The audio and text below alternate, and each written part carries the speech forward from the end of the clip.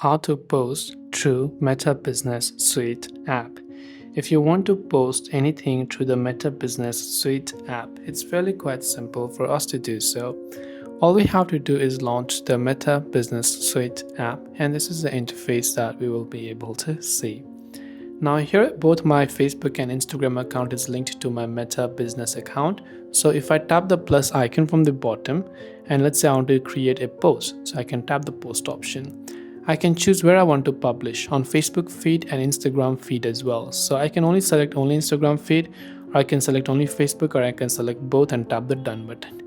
You can write any status that you want, or you can upload any type of photo that you're willing to add over here. Upload it as a caption. Then once done, you can tag people and tap the next option, and once done, you will be able to post through the Meta Business Suite app. That's all for this video.